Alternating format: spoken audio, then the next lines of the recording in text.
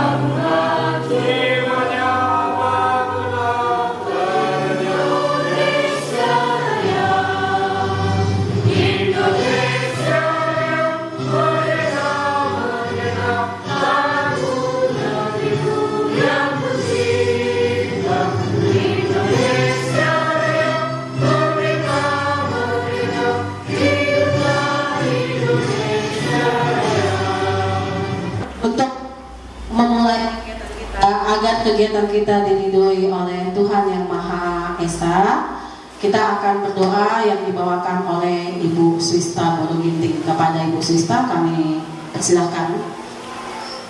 Allah Bapa yang bertata dalam kerajaan surga, puji dan syukur ya Tuhan, kami panjatkan kehadirat-Mu, karena pada pagi hari ini Tuhan, berkat kasih-Mu tetap menyertai kami, sehingga kami bisa berkumpul di tempat ini Tuhan.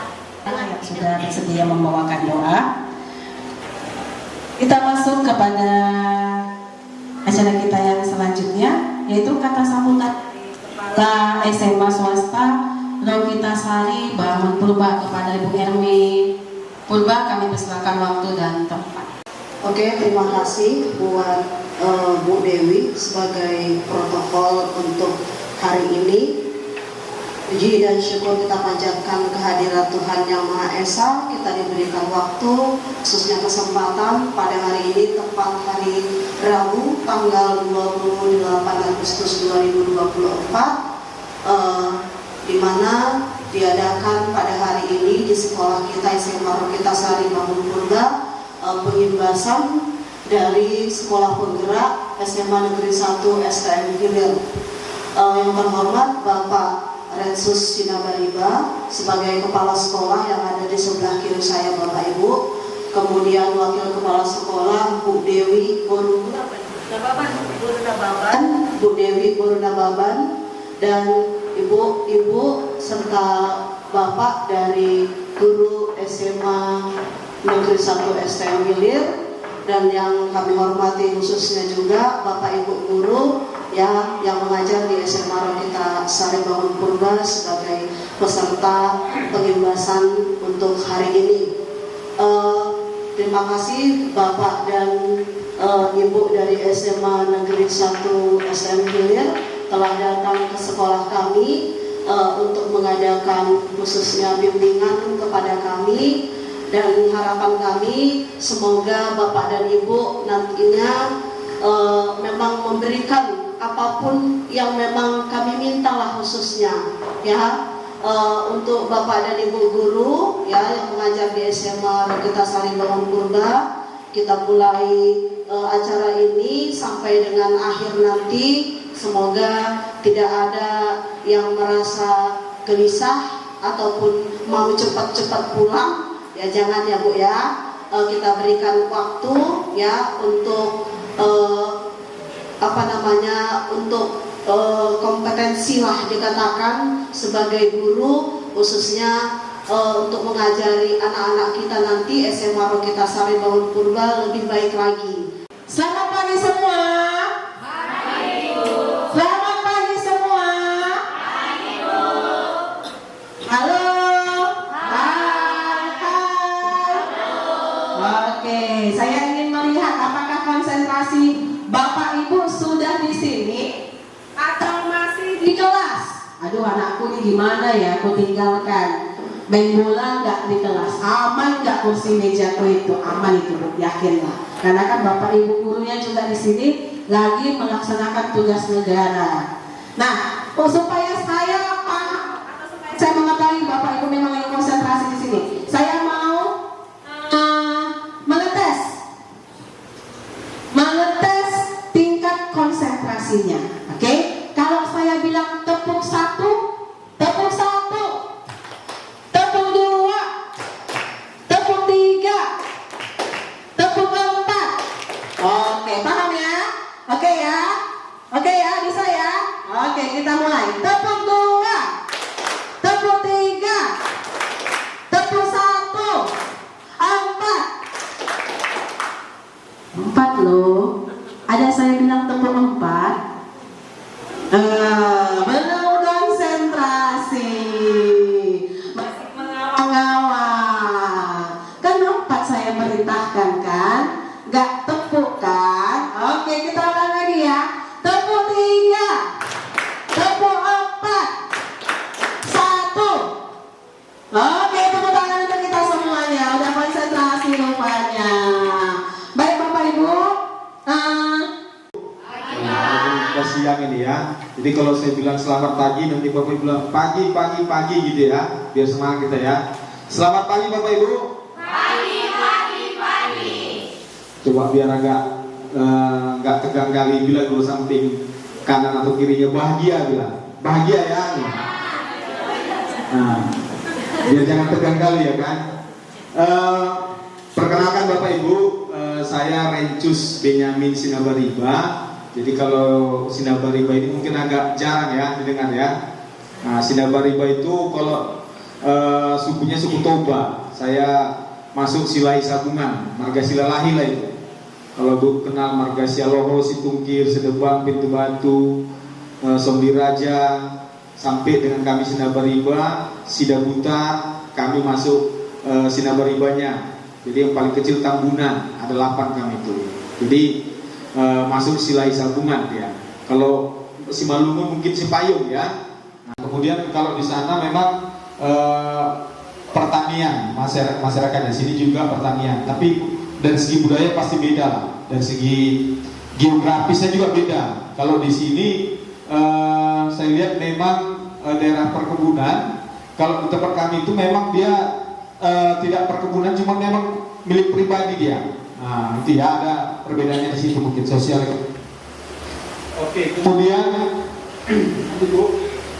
nah visi dan misi satu pendidikan. Nah ini visi dan misi satu pendidikan ini bukan sekolah saja yang membuat Bapak Ibu ya, tetapi itu warga sekolah. Jadi mulai dari guru, pegawai, pemilik yayasan, ya itu semua mempunyai misalnya buah pemikiran berbeda, itu disatukan. Jadi Bapak Ibu boleh ya, boleh artinya memberikan masukan kepada sekolah tentang visi dan misi pendidikan. Jadi visi itu adalah cita-cita bersama pada masa mendatang dan luar biasa pendidikan yang dirumuskan berdasarkan masukan dari seluruh warga satuan pendidikan. Jadi itu merupakan cita-cita bersama ya. Jadi apa yang diharapkan guru, diharapkan pemilik sekolah itu harus dituangkan dalam namanya bentuk visi ya.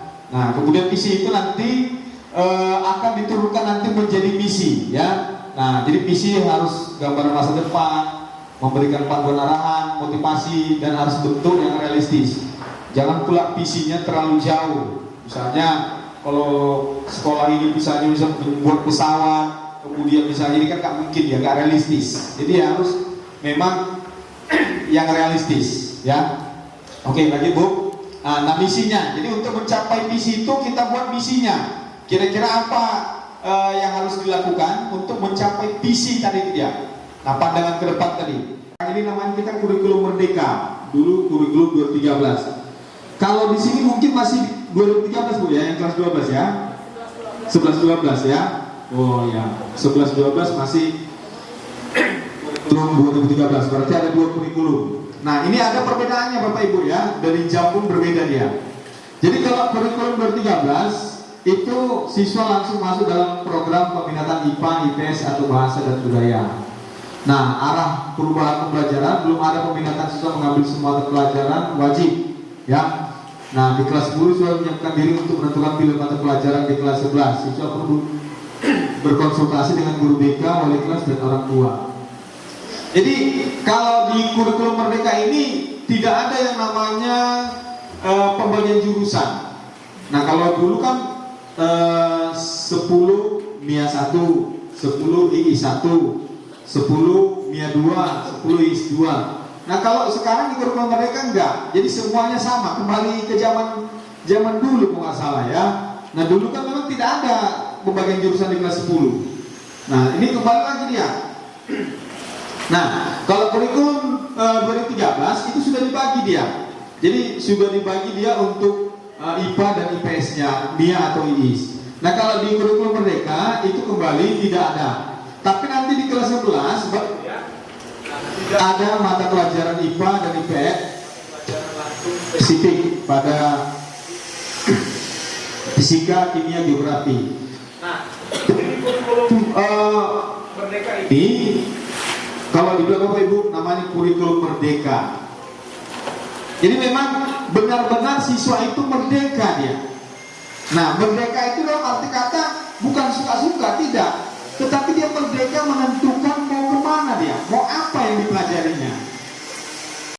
Ya, bisa Bapak Ibu, kita guru juga bisa baca itu ya. Bisa di searching dari Google, Permendikbud nomor 12 tahun 2024. Itulah kriteria atau acuan untuk jumlah jam mata pelajaran. Jadi bukan dibuat-buat itu ya, bukan sekolah suka-suka, itu enggak, ada aturannya.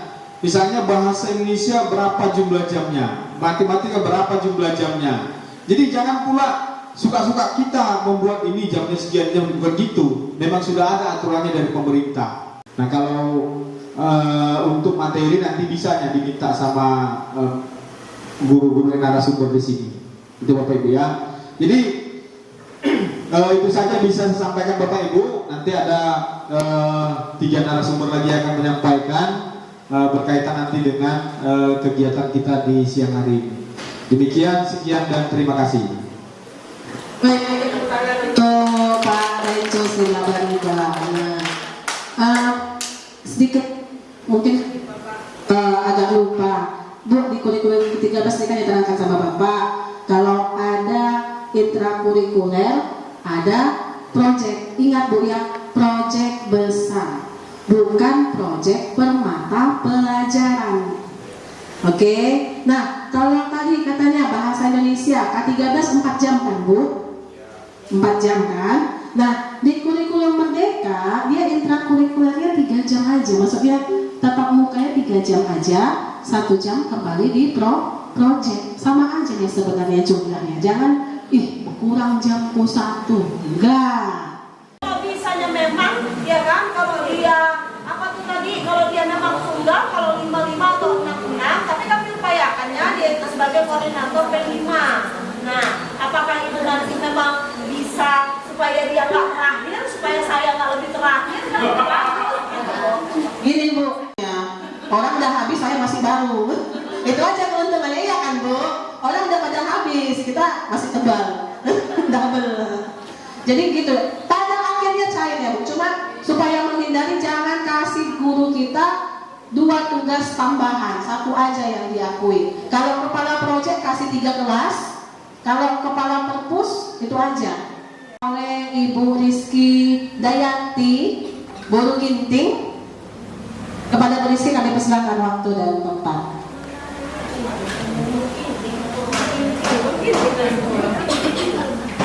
Terima kasih Ibu Dewi.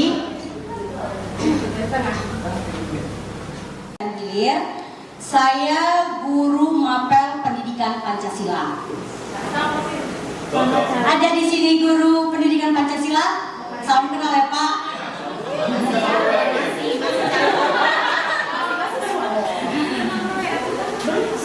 Oke, untuk terkait modul ajar, sebelumnya teman-teman sudah pernah membuat modul ajar belum? Sudah ya, pasti sudah tahu ya kan? Oke, coba next Bu. Ya.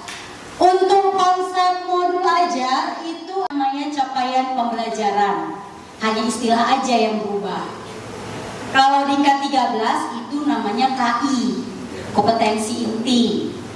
Selanjutnya turunan dari capaian pembelajaran itu apa? Alur tujuan pembelajaran. Nah, turunan dari KI tadi apa? KD. Ya kan? Oke. Lanjut lagi. Turunan dari alur tujuan pembelajaran apa? Tujuan pembelajaran. Kalau di K13, turunan dari KD itu kata kerja operasional kan? Atau tujuan pembelajaran juga. Oke, lanjut Bu. Nah, ini dia. Oke, lanjut Bu. Komponen modul ajar itu ada informasi umum, komponen inti, dan lampiran. Kalau dia informasi umum itu memuat identitas kita, kelas, mata pelajaran, capaian umum, jumlah peserta didik, dan dia fase apa. Nah, ini dia Bapak Ibu. Kalau di kurikulum Merdeka itu ada 2 fase. Ya, khusus SMA. Fase E itu kelas 10, fase F itu kelas 11 dan kelas 12. Itu dia. Jadi harus tertera di situ. Kalau dia pendidikan Pancasila Pak, itu dia per elemen lagi. Iya kan Pak? Jadi dia harus ada tertera elemennya. Elemen Pancasila, berarti modul ini berisikan tentang materi-materi Pancasila gitu dia. Dalamnya ada identitas modul, kompetensi awal, profil pelajar Pancasila. Nah, untuk di profil pelajar Pancasila itu Ibu yang menentukan. Ketika kita pernah mengundang pelatihan ahli ya Bu ya, Pak Budi ya Bu ya, tidak usah semua profil pelajar Pancasila masukkan ke materi Bapak Ibu. Kita yang pening. Namanya sudah merdeka. Kita lah yang menentukan, guru. Mau bagaimana kita buat modul itu, yang penting komponen-komponen intinya itu ada di dalam, jangan kita rubah. Tapi untuk terkait profil pelajar Pancasila, paling tidak 2 lah kita pilih. Kalau beriman bertakwa sudah pasti, ya kan? Untuk profil pelajar Pancasila itu kita buat 2 juga bisa Bapak Ibu. Beriman dan bertakwa sudah pasti. Karena kan sudah pasti peserta didik dan kita juga gurunya sudah pasti mempunyai identitas agama kan, percaya akan adanya Tuhan, itu sudah pasti. Selanjutnya sesuai dengan materi yang Ibu ajarkan, lebih mengenal kemana dia, apakah ke berkebinekaan global atau lebih kena ke mandiri atau berpikir kreatif, tergantung Bapak Ibu. Itu dia. Oke, lanjut lagi sarana dan prasarana, target peserta didik dan model pembelajaran. Nah, untuk model pembelajaran, ketika kami sudah menjalankan kurikulum Merdeka, itu yang kita pelajari Bu Dewi, model pembelajaran diferensiasi ya Bu ya. Nah, itu dia. Lanjut lagi Bu. Oke, untuk komponen inti tujuan pembelajaran. Jadi Bapak Ibu, dalam tujuan pembelajaran itu harus ada 3 komponen. Yang pertama itu kompetensi. Kompetensi itu kalau di K13 itu kata kerja operasional, taksonomi belum. menganalisis, mendeskripsi, mengevaluasi. Itu sama-sama tahu kan kita ya Ibu. Selanjutnya konten. Konten itu berisikan tentang materi kita. Nah, kalau dia punya satu lagi variasi. Variasi itu berisi tentang modal pembelajaran.